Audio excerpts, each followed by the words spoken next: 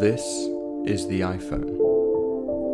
But not just any iPhone. It's the iPhone 12 mini. What makes this phone so special? Is it the camera? Is it the software? Is it the brand? Let's find out.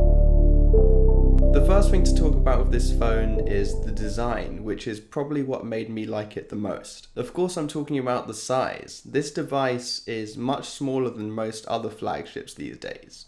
If you went back a few years, you'd probably find that this was the normal size for a flagship smartphone, but these days this is quite a lot smaller, and I really like that. It means that you can hold it much more easily in one hand. I'm pretty much holding it within my palm right now, which is quite unusual for a flagship these days. It makes it a lot easier to reach the top of the screen without having to shuffle your entire hand, which is quite handy, and it makes it a lot easier to use with one hand. That's the main thing with the design, which I think makes this stand out quite a lot, at least for me, compared to the other models.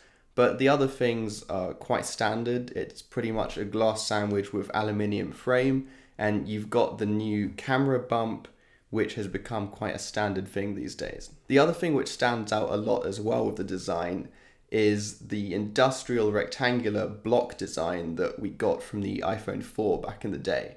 And I really like this. I think it definitely makes it easier to hold without slipping out of your hand.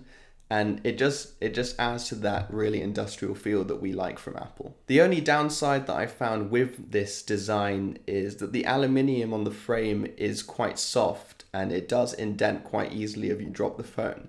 So I only dropped the phone once and it's already got a couple of scratches and indents on the frame. That's why you should be more responsible and pick up a case, and we'll get onto MagSafe later, but it's definitely worth getting a case that has the MagSafe on the inside as well, so that you can use that functionality. Apart from that, the design is really nice. I really like it. I guess it's up to personal opinion, but I think you'd like it too. And of course you get things like IP68 water resistance, which has become quite standard these days. Moving on to the display, you get a really nice 5.4-inch OLED 1080p 60Hz panel, which doesn't sound too great on paper compared to some of the Samsung flagships, but it's still really good. The fact that it's OLED means that you have really good contrast, really good blacks, but also the 1080p resolution is pretty much what you'd expect, and you don't really need anything higher than that on such a small display, because your eyes can't really see any more resolution than that anyway. It would have been nice to see a 120Hz panel like some of the Samsung flagships, but to be honest, just using the software day to day, you don't really notice that at all. And it's not really necessary unless you're a really intense phone gamer. In terms of brightness, it goes up to 1200 nits, which is plenty, and I've used this indoors and in bright daylight, and I've never had any issues viewing content or anything like that. It's definitely a very bright display. The last thing to talk about with the display is the actual viewing experience. Since it is a smaller display than most other flagships these days, does that make the viewing experience a lot worse? My answer is no, because I think that you tend to adapt to whatever display size you have within a week or so. So I've been using this phone for quite a while, and I've been viewing content on it, watching movies, YouTube, all sorts, and I haven't had any issues or any longing for a larger display. I've used smaller displays in the past and much larger ones, like when I used my OnePlus 6. So I've tried them all, and I haven't had any issues with this. In fact, even though the phone itself is smaller than the iPhone 6s, the display is actually larger because it's much taller and it doesn't have those huge bezels on the top and bottom. So overall, I think the display size is pretty much perfect in terms of one-handed use and reachability, and also viewing content I think is pretty much perfect on this phone. Even though, yes, it's nicer to view content on a larger display, but in terms of convenience and this being a phone which you have to take around with you all the time, I think this is just about the right size. If you do want a phone that's very similar to this, almost identical, but is slightly larger, then of course you can opt for the iPhone 12. Next up, let's talk a bit about the battery. So you're getting a 2227 milliamp hour battery on this device, which on paper sounds very small, probably about half of what you're getting with some other flagships these days.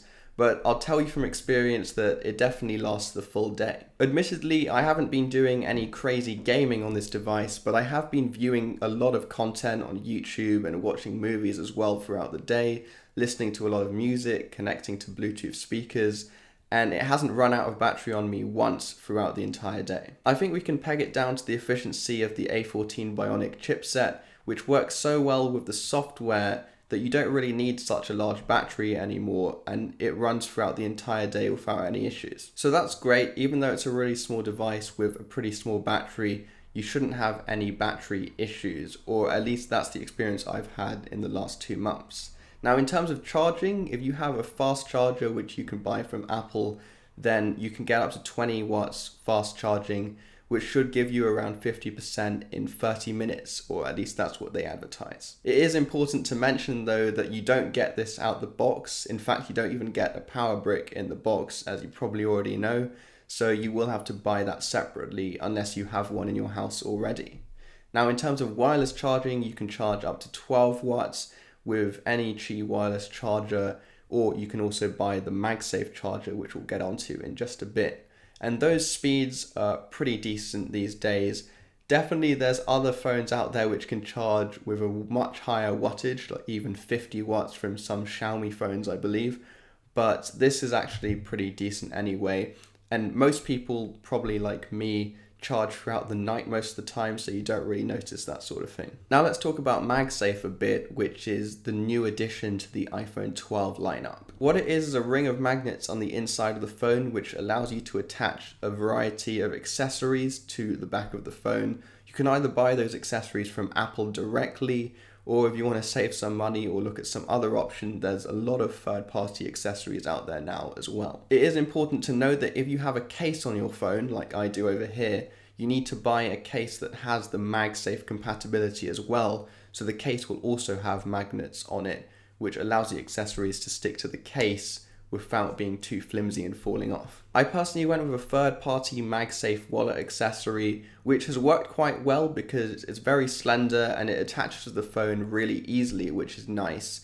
But the only thing I would say is that if you are getting third parties like I did, you should be careful about the strength of the magnets, because the case that I got and the third-party wallet doesn't have the best strength, so the wallet can come off a bit too easily. But if you were to get the official Apple one, it would work much better. Of course, that would mean that you would have to drop some serious cash. In terms of strength, whether you're using the official products or third-party products, the main thing with these accessories, especially the wallet, is that they won't fall off very easily when you're pulling them apart, but they can slide over each other fairly easily, which is something to look out for when you're putting your phone in your pocket or something like that. Being extra careful and putting your phone in your pocket a certain way becomes a habit really quickly, so it's not something that you worry about after a few days of having the product. It's something that you should worry about when you get it straight away, just to enforce that habit so you don't lose your wallet and all of your stuff with it. Probably the most well-known MagSafe accessory which Apple made was the MagSafe wireless charger,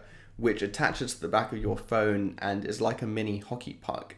And it charges your phone up to 12 watts wirelessly, which is the maximum the phone can do anyway. The main selling point with using that as opposed to a normal wireless charger is that the magnets align the wireless charging coils perfectly, so you have a much more efficient transmission of power. That means that you're more likely to get close to that 12 watt maximum when you're using the wireless charger, as opposed to a normal one where your phone might be completely misaligned with the charging coils. In my opinion though, this is probably slightly overhyped as an accessory and is a bit of a gimmick. I don't really think it's worth paying the extra money for this when the convenience of a normal wireless charger is slightly nicer in my opinion, and the wallet case, for example, is more useful as a MagSafe accessory. Of course, I assume for the majority of people, they're not going to go with any of these accessories or wireless chargers because it's not actually that much effort to just plug your phone in at night. Oh no, he didn't. Moving on to the cameras, in the past few years these have been a pretty strong point for iPhones in general, and this is no exception. The cameras on this phone are excellent in my opinion. So on the back you get an ordinary main lens along with a wide angle lens, which is quite handy, and then you get a selfie camera as well. Of course, included in that selfie camera unit is the 3D biometric sensor for Face ID, along with a depth sensor. The depth sensor is mainly there to help with things like portrait mode, which are getting more popular these days. I'm going to run for you a couple of examples that I shot with the camera, but before I do that, I just thought I'd mention that for video you can shoot up to 4K 60 frames per second on any of the lenses. So looking at the first photo I took, this was a pretty close-up photo of a tin can, and probably a bit too close up. I couldn't exactly get it to focus perfectly, as you can see on the top of the can. It did a pretty decent job considering I was extremely close to the can,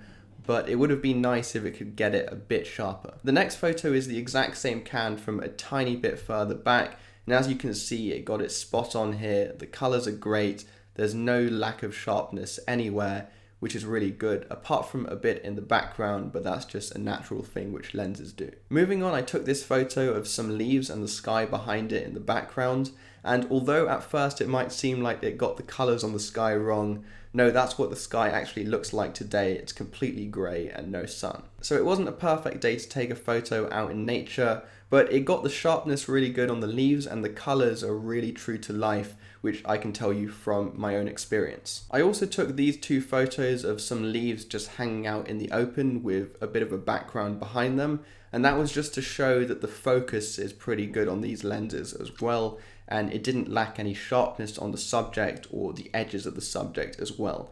And you can see that there's some natural blur in the background because of the lens, which I really like. The last photo test from the back lenses are these two photos, which are both taken from the exact same place, as in I was standing in the same spot.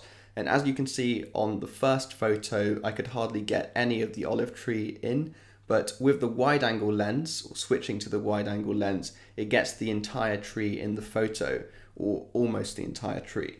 So that I thought was really impressive. That pretty much sums up why having a wide angle lens is quite handy, especially if you're taking photos of stuff which are very large or you can't move back too much to get the whole thing in the shot. I also wanted to test out the stabilization and quality on the main back lens, since it does have optical image stabilization, so I took this quick video of me running down the garden just to show that it actually smooths out the bumps very well. When I was taking the photo, I was moving up and down quite a lot, or at least the phone was moving a lot, but in the video you hardly get any of that, which is great. Now I'll just take a quick selfie right here to show you guys that it can do a pretty good job, especially in this really harsh lighting environment where the room is actually very dark around me.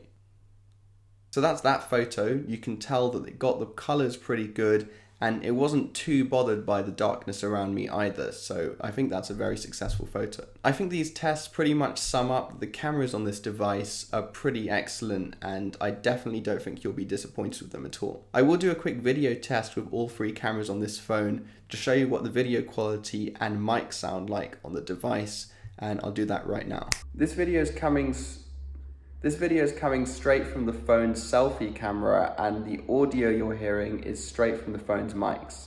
Now we're onto the phone's main camera on the back, so let's see if this is any good. And again, the audio is coming from this phone's microphone. Finally, this is the wide angle lens on the back of the phone, again with the phone's audio, and you can probably see that you get a lot more in the shot in this. And so it's probably better to use if you're doing things like vlogging. So we're back onto the main lens now, and those were the three examples of video coming out of this phone. I think from reviewing the footage, it's quite obvious that the main camera has the best video, followed by the wide angle and then the selfie. But the wide angle, as I said, is really useful if you want to do vlogs and things like that. One of the last things which I thought I'd mention, which we have covered slightly, is the performance on the device in general.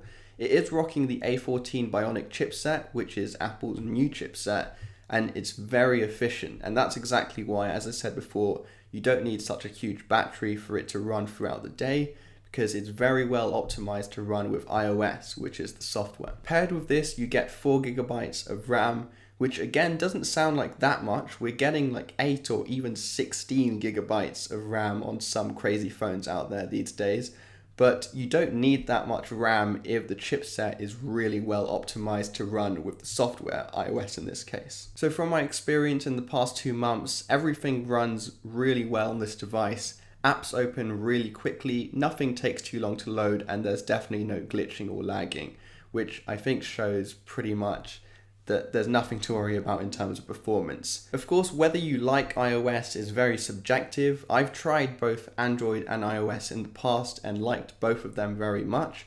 On Android, you get a lot more customization, but on iOS, it's very simplistic and you get really nice features like AirDrop. So there's no right answer. Both softwares are great and it's up to personal opinion.